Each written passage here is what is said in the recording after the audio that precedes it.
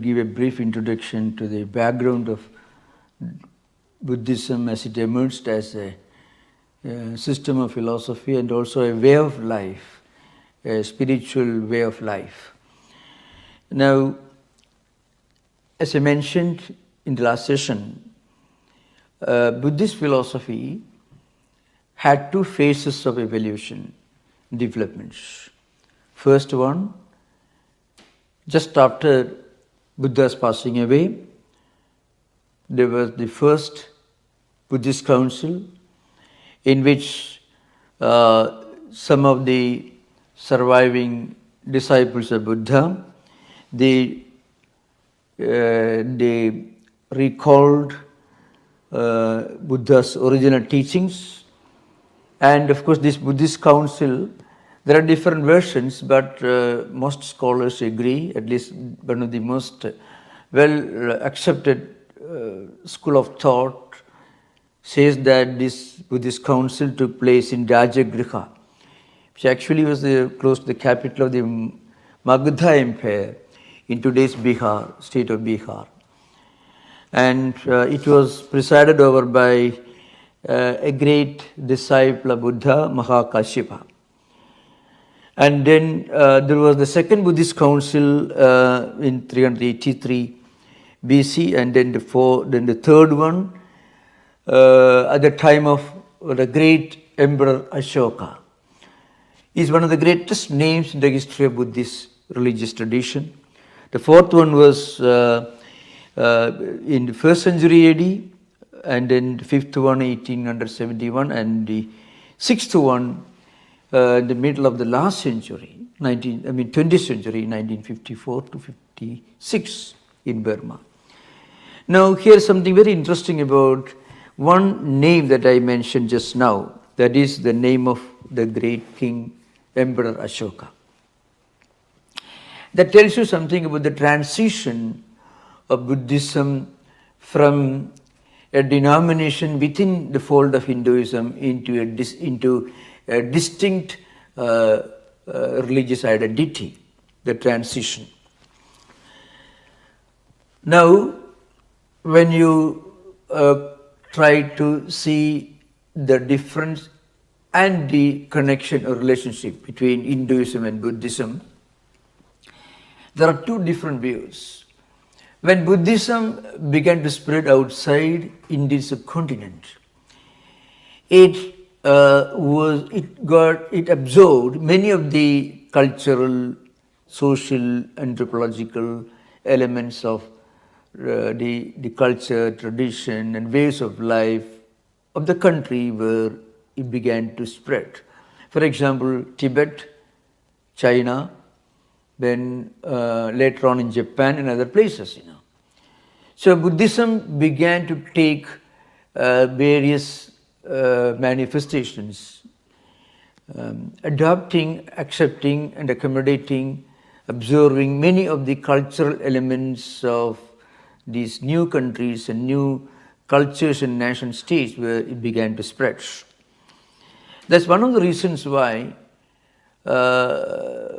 Buddhism, as you find in the early days of Buddhism in China and other countries, in the different dynasties, which actually some of them promoted Buddhism, some of them persecuted Buddhism, it underwent a number of changes. But one important phase in the evolution of Buddhism took place when one of India's greatest monarchs became a Buddhist, became a convert to Buddhism. And his name was Ashoka the Great. You can find his wheel of Ashoka, Dharma Chakram, you can find in India's flag. That's a wheel that represents the essence of Buddhist tradition. A few things about this king. He was not just a king, but a big emperor. And the important period of his timeline is, let's say, between 273 to 232. That's the period of his rule of the Magadha Empire. That predominantly what we now call the state of Bihar and UP and a number of other adjoining states. Of course, this empire itself began to spread further, and it actually absorbed a number of Central Asian states, Central Asian, what we now call Azerbaijan, Kazakhstan, Samarkand, all these places in the 1st century AD and later under the great Emperor Ashoka. The great Emperor Kanishka. Kanishka was a later emperor belonging to the same tradition. So, according to some Western scholars who made very serious study of the evolution of Buddhism as a distinct religion from Hinduism, one of them is Sir Charles Eliot. He wrote the famous book, Hinduism and Buddhism, a historical sketch, 3-volume series, very important book. Hinduism and Buddhism, an historical sketch. It's a very elaborate study of the parallel growth of Buddhism and Hinduism. And I thought of referring to some of his well-known statements. He says, for example, the development of Brahmanism and Buddhism was parallel. Brahmanism here stands for the traditional Hinduism, Vedic Hinduism. That's what we call Brahmanism. So he says, the development of Brahmanism and Buddhism was parallel. If an attractive novelty appeared in one, something like it was soon provided by other. I shall give an example in this context. I'm going to quote a few verses from Dhammapada, which are very similar to some of the verses that you find in Mahabharata. And more importantly, there are striking similarities between the teachings that you find in the 26th Vagga chapter of Dhammapada and in the 2nd chapter of Bhagavad Gita. In the 2nd chapter of Bhagavad Gita, for example, from 55th to 72nd verse, the 2nd chapter, it's called Sankhya Yoga. There is a very elaborate description of the characteristics of a wise man. A person with his mind well established in equanimity, let's say a philosopher in not only in academic convictions but also in lifestyle. It's called Sthita Prajna. Now, Sthita Prajna Stadochide. Siddhihi Muniruchide. You can, this is Sanskrit in Gita you find. Him I call Sthita Prajna, a man of established wisdom, a man of settled wisdom. He's the wise man. And in Dhammapada, you can find a very, very similar expression, Tam Bruhi Brahmanam, 26th Varga chapter of Dhammapada, which actually is a description of the spiritual characteristics of a spiritually enlightened person, a wise man. So that's why this well-known British writer, Sir Charles Eliot, he says that Brahmanism and Buddhism evolved at parallel systems because each got enriched by the other. Now, it is something about this Greek king Ashoka. Ashoka was a very warlike monarch, an emperor, a conqueror. And there was a big battle, it's a battle of Kalinga. So, in that battle, Ashoka defeated the king of Kalinga. It happened in the Kalinga country, today's Orissa, roughly speaking. Most of Magadha Empire belonged to Bihar state, it's an adjoining state, and Orissa is another state, neighboring states. So the war of Kalinga, the Kalinga, Battle of Kalinga, the Kalinga kingdom was conquered, tens of thousands of people were massacred, they died in the battle. This tragedy had a transformative effect on the Emperor Ashoka. He became so full of repentance, crying and weeping. Now remember, interestingly, Ashoka in a way was a senior contemporary of the great Carthaginian king Hannibal. Second Punic War was between 218 to 213. That means you have to count backward before Christ, BC. You have to remember it's in BC. So 218 to 213.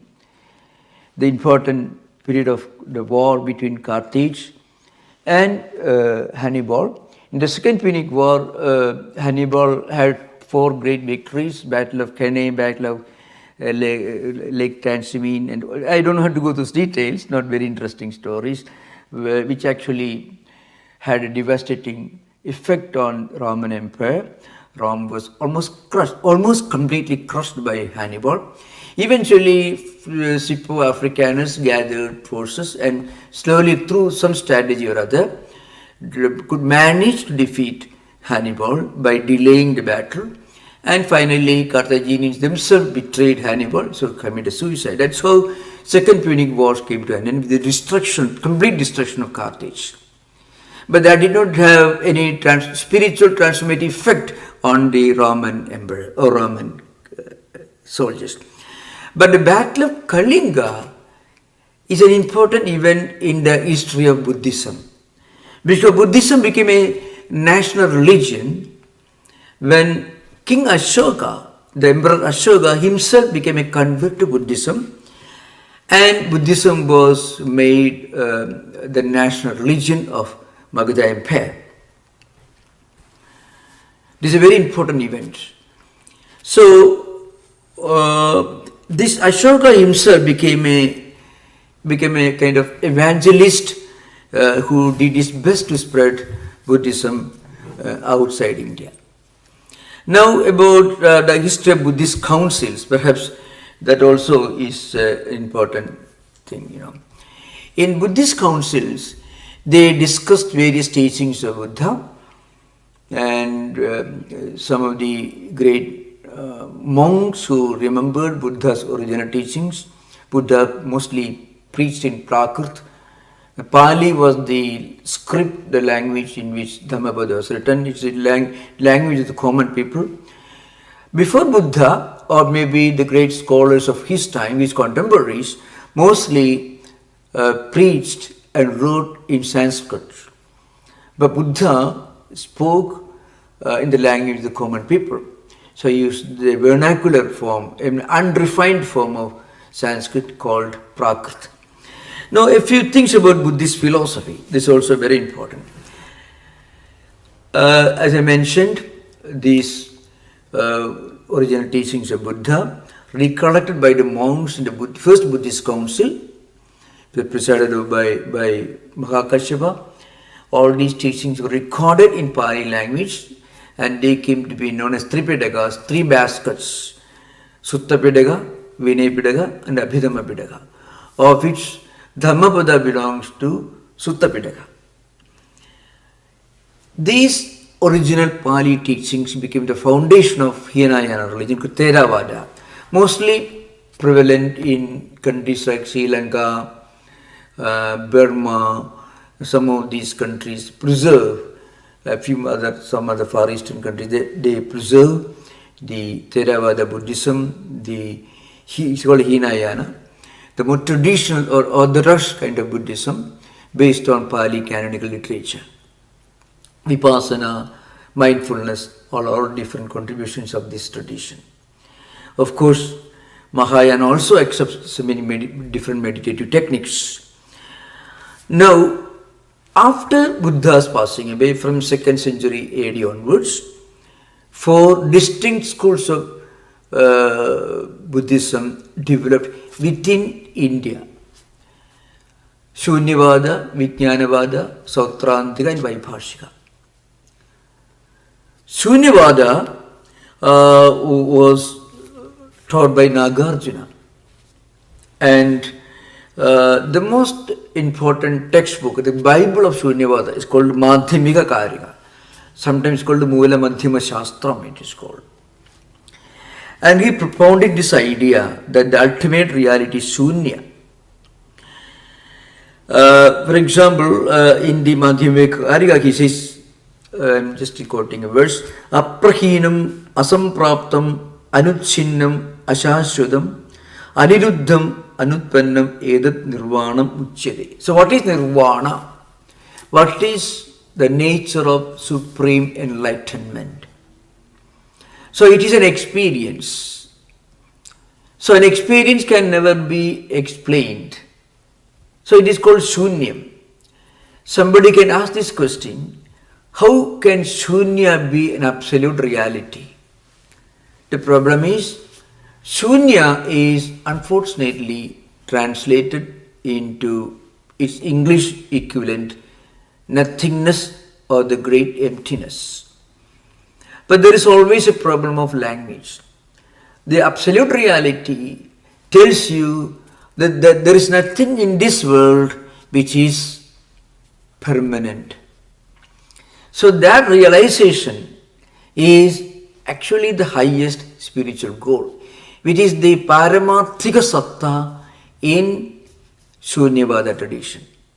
And in Madhyamika Karika elsewhere, and also in Chandrakirti's commentary, they frequently try to explain this, that this is a kind of inner experience going beyond empirical experiences, called Samvrti Satyam. Samvrti Satyam is almost like the Vyavaharika Satta of Advaitins, empirical things. Going beyond empirical, when you realize Shunyata, what you realize is this reality of the impermanence of anything in this empirical existence, which makes a lot of sense philosophically and also spiritually. Now, that means something that cannot be given up. This is aprahinam, asampraptam, something which cannot be attained. So, again, the indescribability, what we call the non-definability of Brahman, of Advaitins, can be found used by Nagarjuna to explain the absolute nothingness. So this absolute nothingness is the reality from which everything in this world emerges. If it is nothingness as defined by modern English dictionary, then this world cannot emerge out of nothingness. Only nothing can emerge out of nothingness.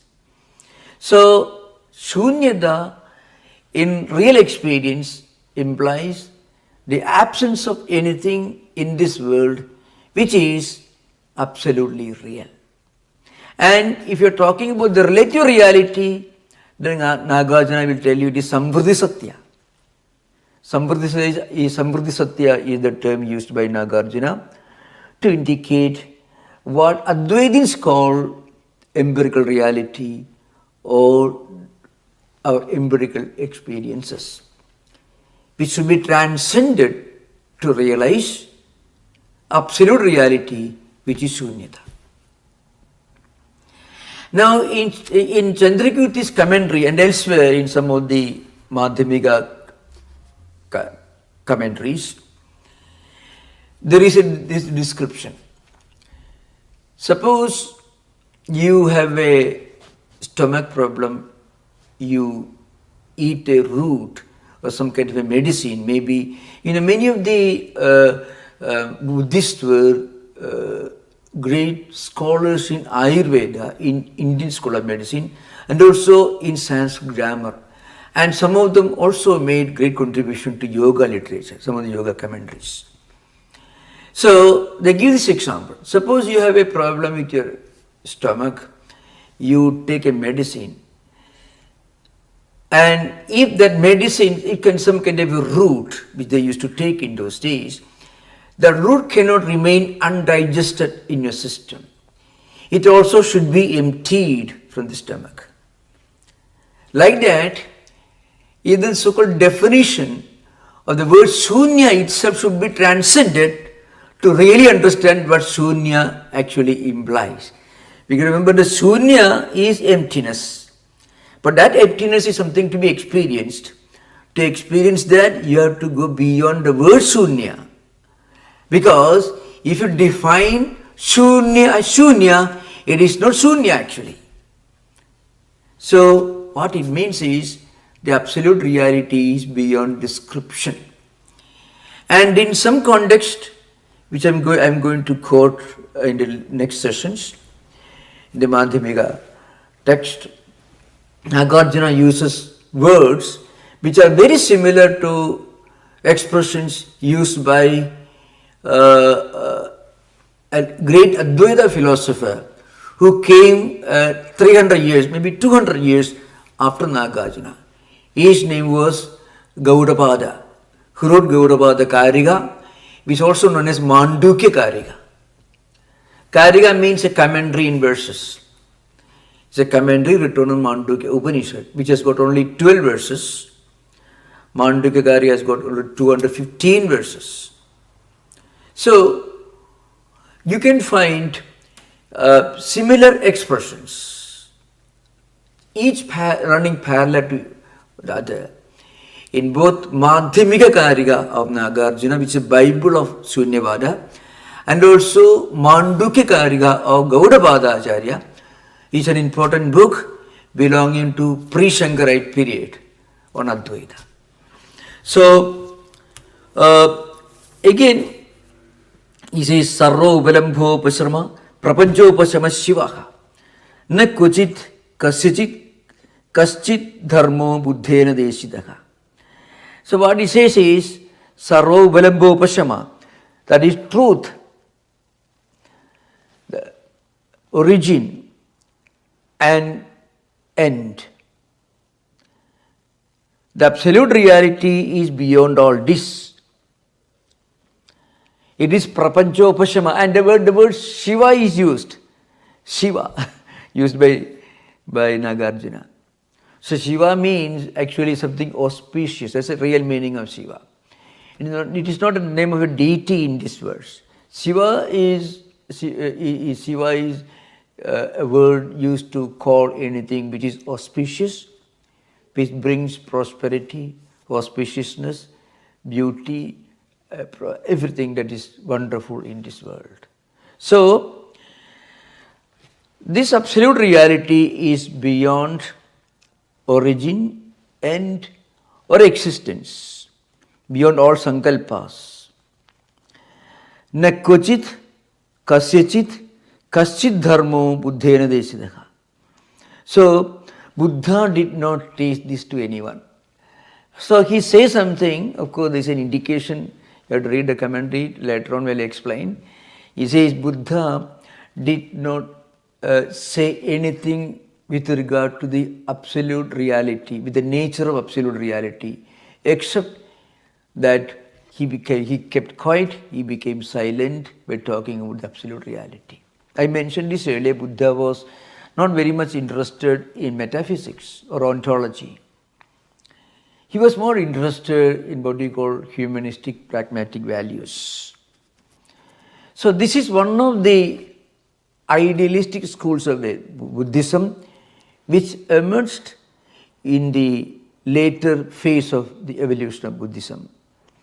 The first phase, Tripadagas, when we discuss Sautrantika and Vaibhashika systems of philosophy, which are two schools of realism on Buddhism, all major textbooks are all in Sanskrit.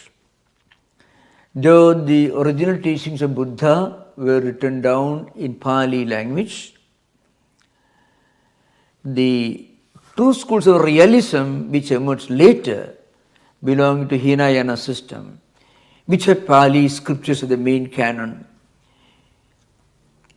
They consider Pali canon as the fundamental literature, but they also produce many books in Sanskrit. Another school of idealism, after mentioning Shunyavada, I'm going to discuss the second school of idealism belonging to Mahayana system, that is called Yogachara or Vijnanavada. Now, the difference between Vijnanavada or Yogachara and Shunyavada is, Shunyavadins did not accept anything, not even human mind, as a reality, because everything is Shunya. But Yogacara philosophers, Vijnanavadins accepted Vijnanam. Vijnana means mind, Chittam.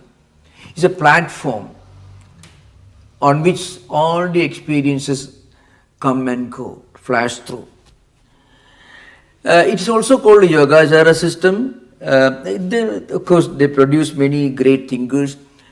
The two great names during the early phase of the evolution of the system of philosophy was Asanga and Vasubandhu, 4th and 5th century AD.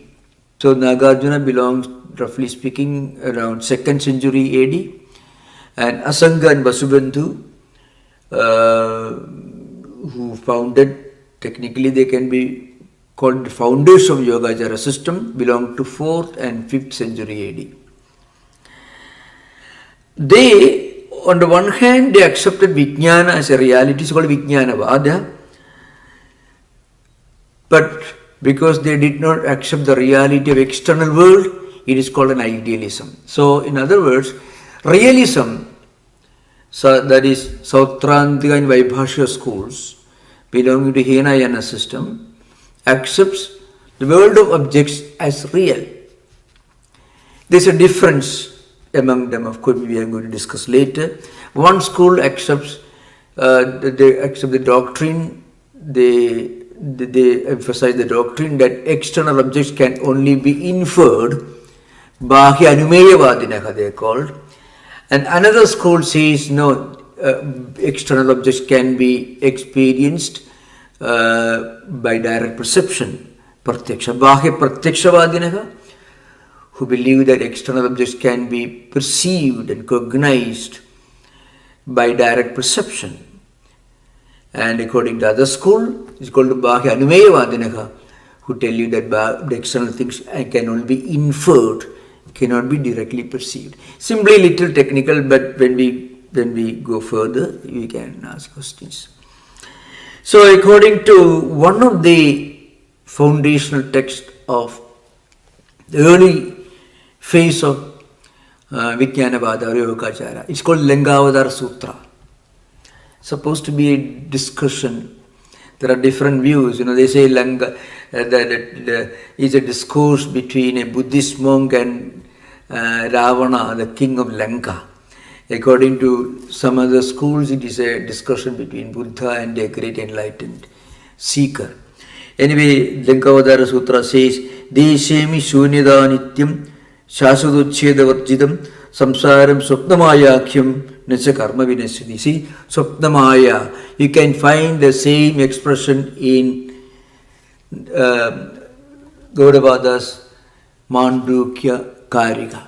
That is called Gaudavada Karika. If those who are interested, you can see there are 144 videos on Mandukya Karika. We have published from our own. We held these classes maybe I think from 2012, 13, 14, in 3 years we held this elaborate discussions on Mandukya Karika. So Gaudavada used many of the terms which were earlier used by both Vijnanavadins and also Shunyavadins. You can find expressions in Gaudavada's works which are reminiscent of many of the expressions found in the works of not only Nagarjuna but also among the followers of Vijnanavada. So Deshemi Shunyada Nityam Shasvaduchheda Varjidam. There is nothing that can be called Shasvata, means eternal or immortal. And that is Shunya. That's what I am going to teach you. Samsaram Swapnamayakyam. So this world is like a dream. So again, Vedanta, Advaita Vedanta never tells you, Shankaracharya never tells you that this world is like a dream. Never. The world is a dream that you experience when you reach the highest level of spiritual experience. So, the world is a dream is an expression that we use to explain an experience which cannot be explained. But then that's why it's called Idaredara Bantha means, or Idaredara Bheda. I want to make this clear. From Advaitin's perspective, Advaitin's point of view, when you are living in this world, there's a difference between what you experience during waking state and what you experience in dream state when you are living in this world. Because whatever you experience in dream, we don't experience the same thing as in the same manner in waking state. Whatever we experience in waking state, we don't have the same experience in the same manner in dream state. There is Idaredara Bheda, I mean distinction, difference between these two. But when we transcend all these, when you reach the highest mystical is a very inaccurate expression, but that's part of a better word, I have to use that. When you reach this, the highest experience of Advaita Anubhuti, the experience of Advaita, then empirical worldly experience, a waking state experience and dream experience are equally unreal. But that is only a state of experience. But when you are using the word Swapna and Jagrat, dream and waking state, living in this waking state, then you have to admit the difference. But when you transcend both, then you don't see any difference. I give this example. Suppose you need 100% mark to get admission in the university. 100%. Now you may have got 99% mark. Or another person may have got only 1% or 0. Both are equally unfit to enter the university. So far as the admissibility to the university, fitness to enter the university is concerned, the one who got 99% mark and the one who got 10% mark are equally disqualified or unfit to enter the university. But then if you forget about entering the university and then you discuss the matter, then you certainly find that the person who has got 99% mark is certainly far superior to another one who got only 10%. So that's called Idareda Bheda. Between them or among them there is a difference, but with regard to the highest level of experience, both are equally unreal.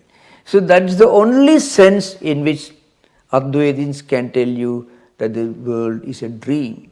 That's the idea behind. That should be very well understood, the Advaitic idea. Now Nagarjuna and Vijnanavadins do not make that distinction. So far as Nagarjuna is concerned, everything is Sunya. Everything belongs to the same quality of emptiness. And that is true partly in Vijnanavada also, because both belong to the idealistic domain of Buddhist philosophy. So you have to keep this in mind. Two schools of idealism belonging to Mahayana system and two schools of realism belonging to Hinayana system, Theravada system. Two schools of idealism belonging to Mahayana system called Shunyavada and Vijnanavada. Another name is Yogachara, or Vijñapti Matra. Vijñapti means this Vijnanam. In this context means Chittam or mind. The realists believe, Sautrantikas and Vaibhashikas believe the world is real. But one believes that the world can be experienced only through inference, Bahya Anumeyavadinaha. Another group, the other group tells you that the world can be experienced through direct perception, Bahya Pratyakshawadinaha. Samsaram Swapnamayakhyam Nacha Karma Vinasyati, that Lingavadara Sutra says. Akasham Ada Nibbanam Nirodham Dvayamevacha Bala Kalpandi Akrutagan Arya Nastisti Varjidaha.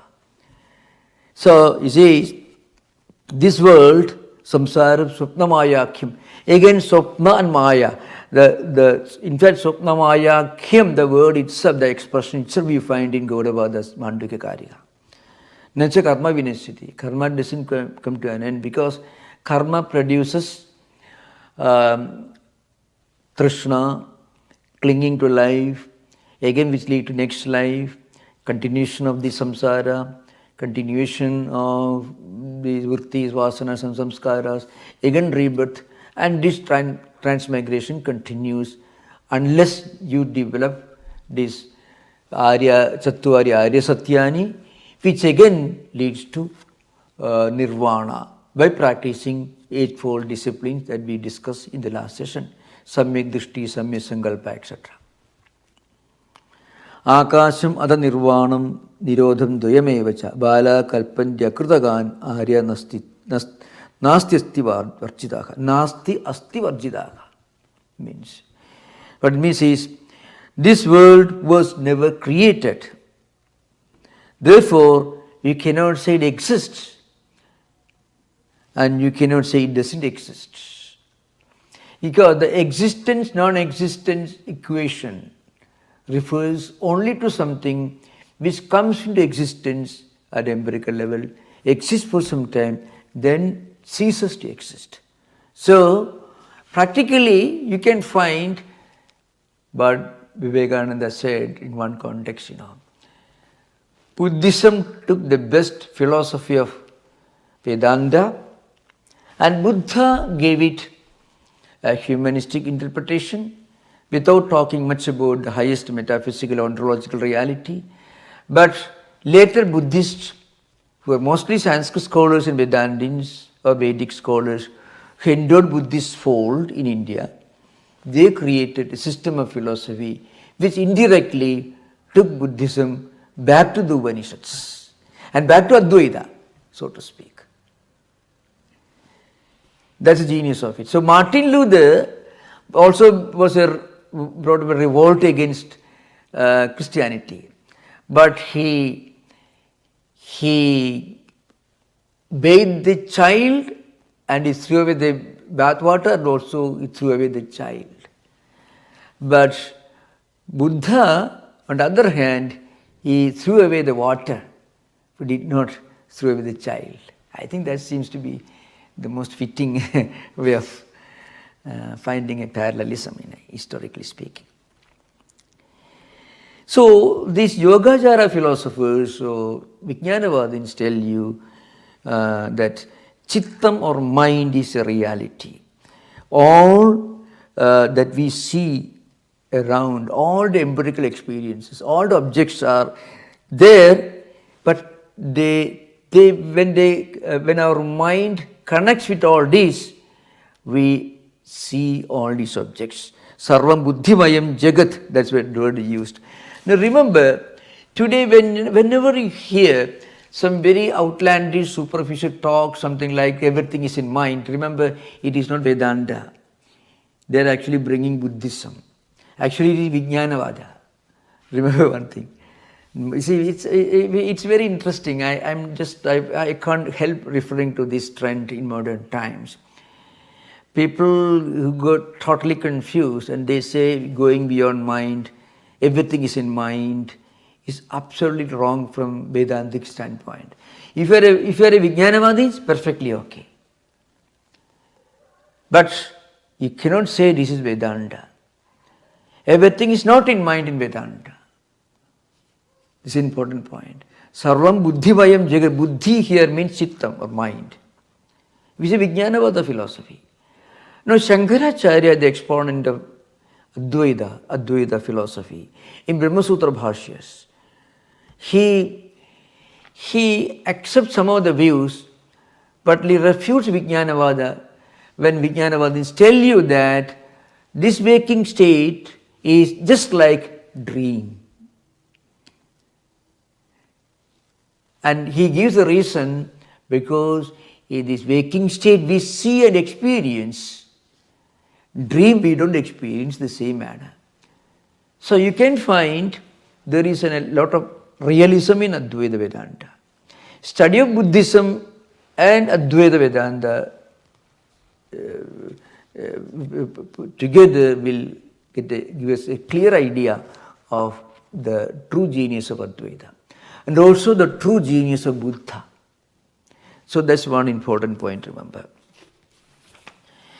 Now I shall just take a few, this beginning of our discussion, this is only the second class. So I shall just give a few samples of this close similarity between some of the great teachings of Buddhism and some of the great teachings of traditional Hinduism, Vedanta. Now we should never get away with the impression that Buddha just borrowed Hinduism. No, it's wrong to say that. Buddha was a great revolutionary. He, in a way, purified Hinduism by giving it a most humanistic interpretation. This spiritual humanism is the central theme of Buddhism. If you have any doubt, you can see how Buddha himself became Buddha. 543 different previous life cycles. In each life, you can find him displaying some of these great humanistic, compassionate characteristics. To give an example, there are many. Jataka tales are 543, 544. There are wonderful translations also, those who are interested. Just one small example. There is the story of Monkey King, the lord of a monkey. A big monkey was living in a forest. Actually, he was living on the top branch of a big mango tree. And that mango tree produced some of the most wonderful ripe mangoes, exquisite fruits. But he was a very wise person, this monkey, the Monkey King. And that mango tree grew on the banks of a river. So the Monkey King used to warn his friends, other smaller monkeys, make sure that none of the mangoes ever falls on the river. They didn't know why the king was cautioning them. It so happened that one day one of the fruits fell on the river. It floated in the river. Finally, after several miles, reached the nearby kingdom, where a fisherman got it, and the fisherman presented it to the local king. And the king was amazed at the wonderful smell and flavor and taste and sweetness of the mango. So he wanted to find out the tree where this kind of mango grows. With his retinue, his army, he marched to the forest and found a big tree, a number of monkeys all around, with a big monkey sitting on the top branch. And his soldiers began to shoot arrows and kill these monkeys. So the king wanted to save all these monkeys. It's his duty. The Monkey King is Buddha. That's how Buddha evolves. Compassion, self-sacrifice. So there was another tree across the river. So there was a branch from the other tree which they collided, and the monkey found out that if he can stretch his body from this branch to the other branch, to the other bank of the river, monkeys can walk across, stepping on his body. So the Monkey King stretched his body. He was a big monkey, and other smaller monkeys crossed across to the other side, to the other bank of the river. And then it so happened, the Monkey King became tired, he was about to die. At that time, there was another monkey who didn't like him at all to begin with.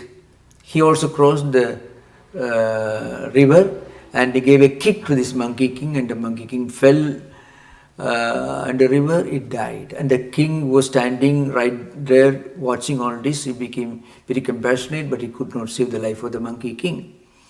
And after telling this story, Buddha tells you that the Monkey King was he himself. And the evil monkey who kicked him and caused him to fall on the water was one of his own enemies in this life. He was born as Devadatta. So you can find Buddha telling stories like this. So each life cycle, was an opportunity for Buddha to evolve further, to climb up the ladder of evolution towards Buddhahood. This is how it happened. So you can find so much of compassion, humanism, humanistic values emphasized in all of Buddha's teachings. And also sense control, mind control, all these ideas. Very little about God or the highest reality, nothing of the kind. But later philosophers wrote wonderful books, great, elaborate dialectical works. Nagarjuna's Madhyamika Karika. Nagarjuna himself was a great dialectician. Remember, Buddha would not have been very happy to see somebody like Nagarjuna making such a huge dialectical masterpiece of his simple humanistic teachings. He never dreamed that somebody like Nagarjuna will come after 800 years, maybe after 600 years, to write a dialectical masterpiece on his teachings. So that's how Buddhism evolved into a huge, elaborate metaphysical system. One of his teaching, for example, he says, Arogya Paramalabha, Sandutti Paramam Dhanam, Visasa Paramajnadi, Nibbanam Paramam Sukham. Nibbanam Paramam Sukham. Nirvanam becomes in Sanskrit. Nirvanam in Sanskrit becomes in Pali Nibbanam. Otherwise, there are many similarities.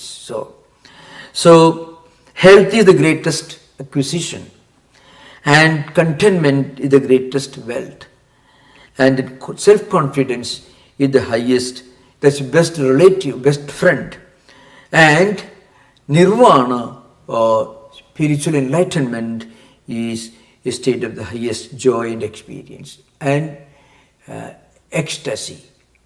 These are simple teachings you find in Dhammapada. Yada dvaye sudhammeshu paragu hodi brahmano adasa sarve samyoga attham gacchandi janato. Astam gacchandi becomes attham gacchandi. There are, Pali is a less refined form of Sanskrit. So Brahmana Brahmana and his characteristics are the central theme in Dhammapada. In the 26th Vagga, 26th chapter. So Brahmana here doesn't mean somebody who belongs to a particular caste or group. A wise man, a spiritually enlightened person, someone who realizes the highest truth. That's a simple meaning. So those who practice mind control, sense control, higher thinking, and all these qualities, all these dharmas, when you attain this, you become completely liberated from all bondages. Such a person is called Brahmana, means wise man, or an enlightened person. That's the meaning in Buddha. There are also similar verses in the Bhagavad Gita. So another one, Aviruddham Viruddheshu. Viruddheshu means Viruddheshu. So sometimes Sanskrit, Viruddheshu Aviruddham, Adadandeshu Nirvrudam, Attadandeshu Nibbudam means Pali. Nirvrudam is in Sanskrit. So the real meaning is this: those who are friendly with their enemies, and those who are compassionate, those who are not angry with those who do harm to them. Attadandeshu nirbudam means those who do harm to you, you are not angry with them. And again, among people who are full of desire for enjoyment, sadhanesu anadana, mean those who are full of desire for worldly enjoyments, worldly pleasures, you remain totally free from all these attachments. Such a person is a spiritually enlightened person. So you can find in the Bhagavad Gita also you can find samashatroja mitreja tatha manapamana yogo sitoshna sukhadukkeshu samasanga vivarjitaka. It's actually come from Bhakti Yoga. So the highest spiritual quality of a devotee of God is the same as the quality that Buddha finds in a spiritually enlightened person. Aviruddham viruddheshu. Even towards those who are your enemies, you have absolutely no hatreds. You are not against them. Adveshta sarvabhudanam maitra karuna evaja nirmamo nirahangara samadukha sukhakshami. It also comes in the Bhakti Yoga, in the 12th chapter. So, you are a friend of everyone. You don't have any hatred towards anyone. Maitra karuna evaja. You are compassionate, you are friendly towards everyone. And you have no ego. You don't consider yourself to be possessor of anything. They're also very, very similar, even the second chapter. Yasya rago padosu mano yasya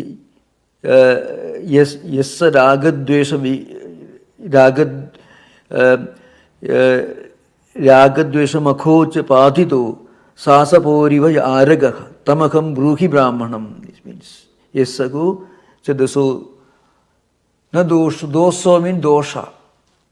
Ragadvesha viktaistu vishayanindriyaicharan. Yasya rago vado doso mano makshaja patito. So, you don't have any kind of extreme attachment, no raga. And doso means dvesha, hatred, anger. Again, you have no ego and no deceit. And again, all these evil characteristics have completely disappeared from you. As even there is not even a mustard seed of these evil characteristics in you. Tamaham brumi brahmanam. Him I call a brahmana. So you can find in the Gita, second chapter. Raga dvesha viktaistu vishayanindriyaicharan atmavasya videya atma prasadam adhigacchati. So all these qualities you can find. So practically what Buddha was trying to achieve was to give a very humanistic, compassionate, simplified interpretation of the highest Vedanta philosophy, especially as it applied in our everyday life. All the qualities that you find in a spiritual seeker, from a Vedantic perspective, you can find in an ideal monk or ideal layman who follows Buddha's path. So in the coming days we may discuss this more elaborately, because there are important books in Buddhism which are to be discussed that later. Thank you so much. You can have questions. You indicated some of the mythology of Ashoka, the great leader, military victor in the Battle of Linga, and referred to his adoption of Buddhism. There's a lot of mythology historically about the king that confuses Westerners in particular, who don't grow up with the stories.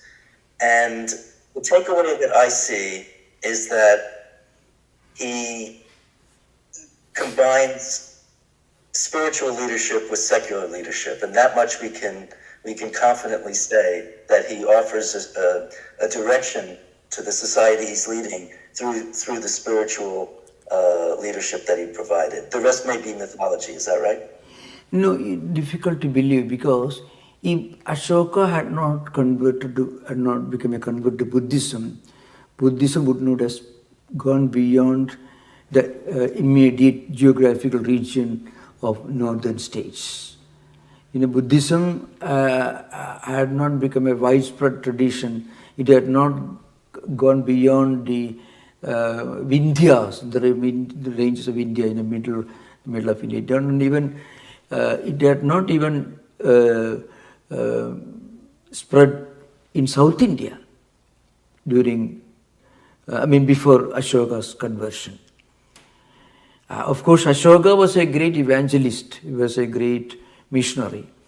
So he sent his own, according to one of the important sources, he sent his own daughter Sankhamitra as a missionary, and some of his own royal cousins were sent as missionaries. So Ashoka is responsible for spreading Buddhism beyond that immediate region where Buddha was traveling and preaching. It's practically a smaller, very small part of India, be in the state of Bihar and some parts of Uttar Pradesh, UP. Beyond that, Buddhism had not become a popular tradition or religion before Ashoka. And Ashoka fought this battle not in his own home state, but in Orissa, it's Kalinga. Kalinga was the name given to the ancient kingdom, which is now known as Orissa state. It's a neighboring state. The battle was fought in Kalinga, which is not very far from the Cuttack, the capital of the state. You can still go there and find the battlefield. You can see the battlefield still there. So, and again I want to mention, there is an important edict which I don't know if I read it. No, there is a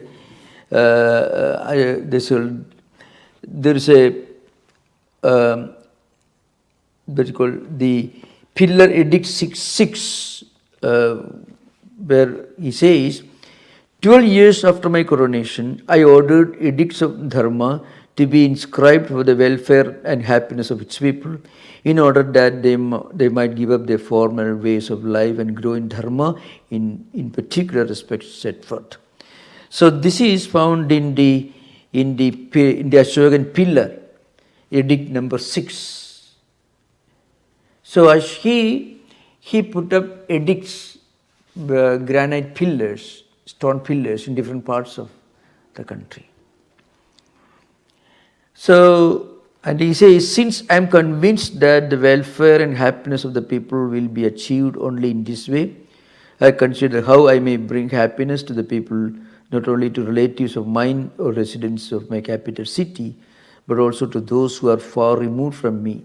I act in the same manner with respect to all. I am concerned similarly in all classes. Moreover, I have honored all religious sects with various offerings, but I consider it my principal duty to visit the people personally. I command this edict on Dharma to be inscribed 26 years after my coronation. So he put up this edict 26 years after his coronation. And you have to remember, there were Greek ambassadors, historians, who were present in Ashoka's court. Not in Ashoka's court, there's a big, his predecessor called Chandragupta Maurya. Megasthenes was an ambassador in Chandragupta's court, the same empire. Megasthenes' works are still available. Of course, this was before Ashoka. So, and Ashoka's Thamba, called Ashoka's edicts, are found in different parts of India. Thank you, Maharaj. Yeah. The only, there may be others, but the only Western equivalents I can think of who were military leaders who had that kind of impact on spirituality. The only ones that come to mind are Moses and Charlemagne. And but after that, there may be others, but I can't think of them. Yeah. Could you repeat what you said just now? I said, apart from Moses and Charlemagne, I can't think of any Western. Yeah, that's true. That is true. Yeah. Who were military leaders who had that kind of breadth of spiritual impact. Yeah, that's true. In fact, it was a very important event, not only in the history of Buddhism, but also in the history of India. And again, one important point, Buddhism was completely accepted by traditional Hindus.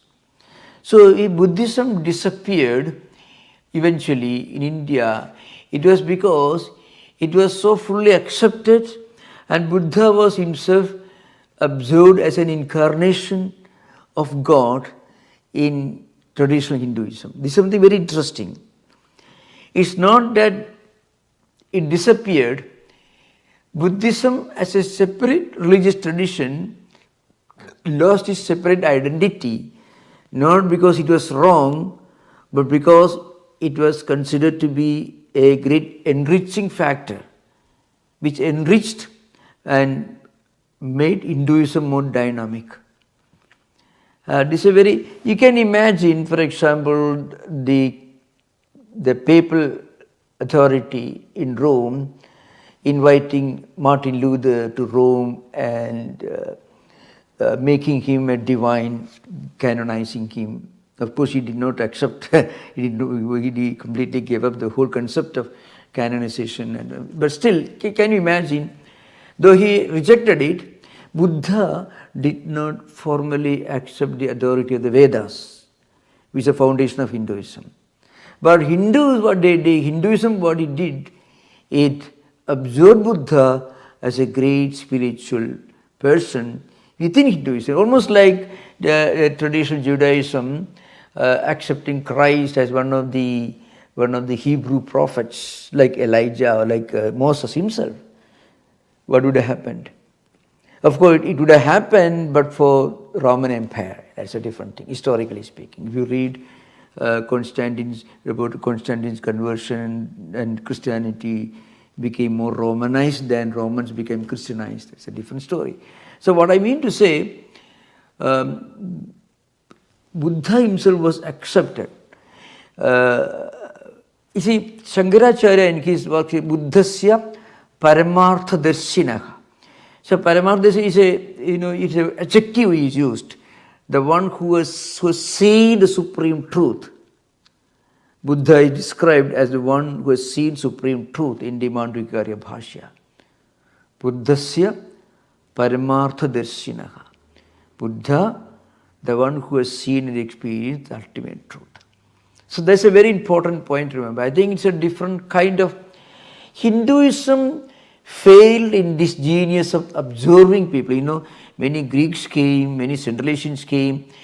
When it had to deal with the Islamic religion, which began to make inroads in India in the 8th century AD under Muhammad bin Qasim, who was the first invader, invaded Sindh. That was a time when Hinduism came in contact with a different tradition which we did not believe in this idea of mutual harmony. Buddhism was very harmonious. You can imagine. The problems in Burma and Sri Lanka started only when they had to confront with an absolutely completely violent creed. Otherwise, they would have remained as non-violent as they ever were. So you have to remember this, very interesting. Precisely that's the reason why Hinduism welcomed Judaism, Christianity, and also Zoroastrianism in 7th century AD, and also the Arab traders who visited India in the southwestern coast and who had become Muslims in this the late 6th century, 7th century, the late 5th century, I think the late 5th century AD. They used to come as traders even before the emergence of Islam. After the emergence of Islam also they continued coming, and they had given a place to build a mosque. The second oldest mosque in the world you can find. It belonged to 625 AD. So you can find in the same manner Buddhism was observed. So because each of these traditions enriched India, and Hinduism also looked upon them as the enriching elements and an enriching, refining force. Buddhism in a way refined Hinduism, made it more dynamic, really speaking. Yeah. Maharaj, there's a parallel question, just asking for a clarification on the YouTube live stream. Yeah. The question asks, seeks the relief from possible misunderstanding. Quote, I thought the genesis of Buddhism was a response to Brahmanism with the intent to reform the latter. There was no genocide of Buddhism anywhere in India. Absolutely no. The most well-known instance of genocide happened. No, Maharaj. I'm sorry, I'm not very audible. The question refers to the genesis Oh, the Genesis, Genesis. Genesis, yes. So the question is, was the genesis of Buddhism a response to Brahmanism with the intent to reform the Brahmanism? That's true. Absolutely true. Yeah. Very, very correct. Okay. Buddhism was a reform movement against some of the orthodox practices of Hinduism. Very similar to maybe some of the practices of the Jewish priestcraft. Christian Jesus Christ, the emergent Jesus Christ represents a kind of reform movement within Judaism, because it was appropriated by the Roman imperial hierarchy. It lost its nature completely. That's what happened. You can think of Christianity without Saint Paul, who has never seen Jesus Christ, and Constantine, who came in 325, the Council of Nicaea. Think of these two, think of Christianity without these two instances, And Christ had nothing to do with Saint Paul, actually, Saint Paul had not seen Christ, and Constantine, as a man, had nothing Christian about him, had everything unchristian about him. As an emperor, he was a military tactician, strategician. He used this as a tool, as a ruse to unify the Romans against the barbarian attacks. So the Huns. So I think we have to look at the whole thing from a historical perspective, as I frequently do. We can see, just imagine, think of Christianity without Saint Paul and without Constantine. That's what happened to Hinduism with regard to Buddhism. But then Buddhism had an entirely different history outside India. But there again you have to remember, we are talking about Nalanda University, which is now being recreated. There were a large number of students from China and Tibet studying in Nalanda. And many of the great Buddhist texts originally written in Sanskrit were recreated, retrieved into the form, in the original form, with the help of ancient Chinese translations. The contributions of great Indologists and Buddhist scholars like Ajima, Nakamura and others cannot be forgotten in this context. I had a question, actually I have a couple of questions. Was Ashoka, so yeah, I have two questions. One, was he a Hindu at first? Yeah. And secondly, did he use force to convert people to Buddhism? Never. That's the greatness of Ashoka. He was so steeped in non-violence. In fact, historically, he's the first person to start hospitals for animals in the history of the world. Hospitals for animals. So, Ashoka was so much steeped in non-violence. I tell you, some of the later Buddhist emperors, kings and emperors who followed Buddhism, who were Buddhist, became sometimes very violent when they had to defend their country. For example, the Palas, when Muhammad bin Qasim invaded Sindh, the local kings were Buddhist. Some of the early kings in Bengal were Buddhist in the time of Senas, when Muhammad Bhaktiar Khilji attacked Bengal and destroyed, massacred the dynasty. So, Lakshmana Sena, the Sena dynasty in Bengal. So, they were all Buddhists. I tell you, if you read Vivekananda, you find some very interesting statements. Some statements are quite too blunt. Buddha saved a few goats, the price we had to pay were the degenerates of the masses, You see, there are statements like that. What happened, Buddhism became a great religious tradition based on non-violence and dharma. Absolutely wonderful. But the point is, when India had to confront enemies coming from a different culture, who followed a different style of warfare, Especially you'll be surprised if you read Mahabharata. One is very humorous, somewhat funny, comedy. You find they used to fight during daytime. In the evening, they used to sit together and do Sandhya Vandana, the ablutions. Next day morning, Arjuna will blow his corns. They begin again. More like a circus or drama in modern times. More like Olympics tournament, something like that. No, the athletes will play games, computer games, football games in the evening. Next day again they will compete. Like that, that was the style of warfare during Mahabharata time. This was long before the emergence of Buddhism. After Buddhism also this continued. But when then I tell you two important events. One is the first invasion of Delhi took place under Muhammad Ghori, who was defeated twice by Prithviraj Chauhan. But in some of the ancient Smritis, there are statements you should never chase a fleeing enemy, and you should never kill an imprisoned warrior, imprisoned enemy. So he was imprisoned and let off next day, and within a year he came back, and at night to stealth, he was attacked from midnight and massacred the local king. So the point is, there are wonderful ideas, wonderful observations made by some of the early historians of India, Vincent Smith, and also the Cambridge History of India. They find the Indians were fighting according to Dharma ideal, more like Mahabharata. One reason is they became so like hermits living in their own little small place without any understanding of what is happening in the neighborhood, other countries, other nations. This happened. Swamiji refers to that.